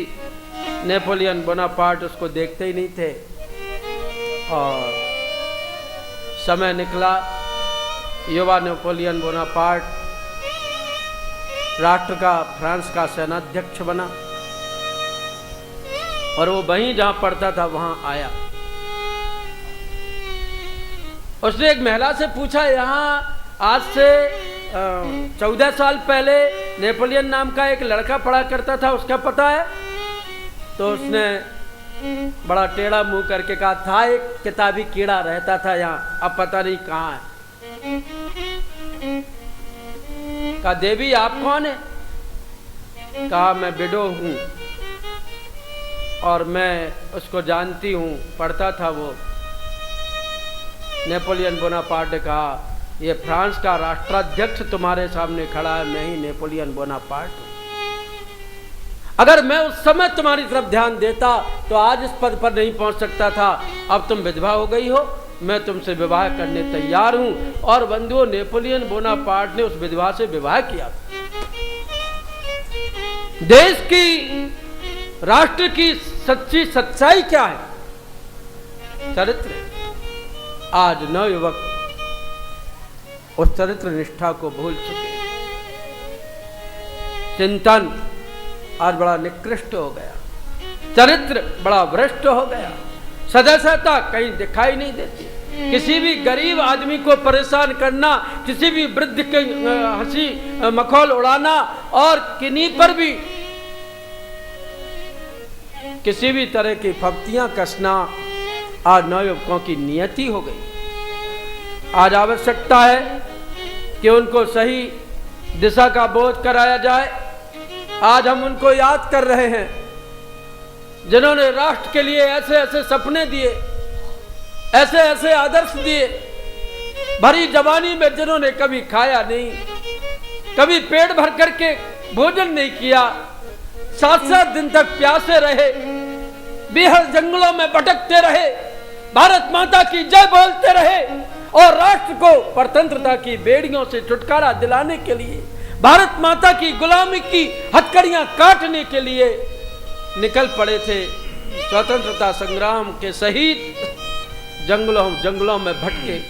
आज वो चंद्रशेखर आजाद, वो भगत सिंह, वो राम प्रसाद बिस्मिल, वो अशफाक उल्लाह खां, वो राजगुरु आज बुलाए भूलते नहीं है, जिन्होंने देश के लिए अपने प्राणों की कुर्बानी दे दी, लेकिन भारत माता को नीचा नहीं देखने दिया। आज संत ज्ञानेश्वर को कौन भुला सकता है? आज शंकराचार्य को कौन विस्मृत कर सकता है? जब तक विवेकानंद रहेंगे तब तक युवा चेतना की चमक सारी दुनिया में बनी रहेगी। आज उनको कौन भूल सकता है?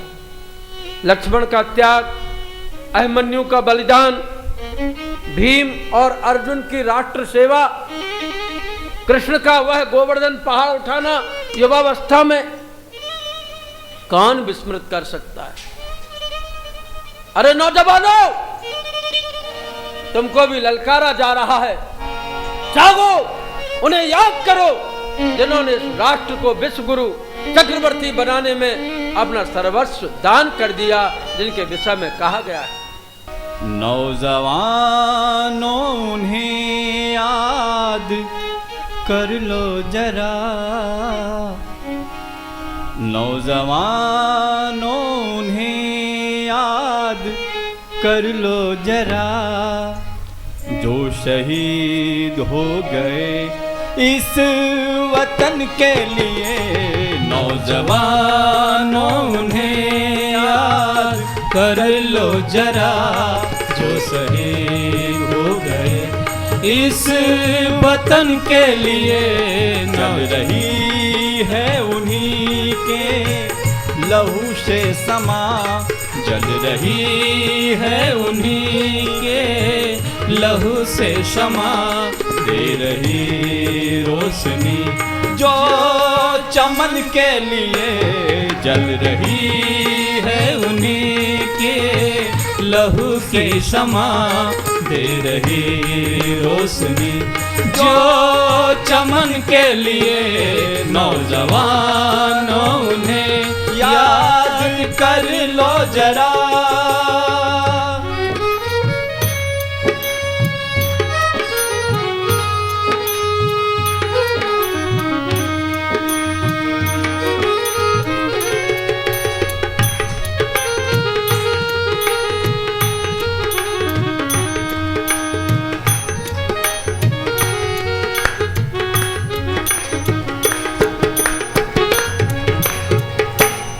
नौजवानों वतन से तुम्हें प्यार है, नौजवानों वतन से तुम्हें प्यार है, तो सुनो सूरवीरों की ये दास्तां। नौजवानों वतन से तुम्हें प्यार है, तो सुनो सूरवीरों की ये दास्तां। राणा सांगा शिवाजी सरीखे बनो, राणा सांगा शिवाजी सरीखे बनो, जुट पड़ो दुश्मनों के दमन के लिए। राणा सांगा शिवाजी सरीखे बनो, जुट पड़ो दुश्मनों के दमन के लिए। नौजवानों ने याद कर लो जरा, जो शहीद हो गए इस वतन के लिए। नौजवानों ने याद कर लो जरा,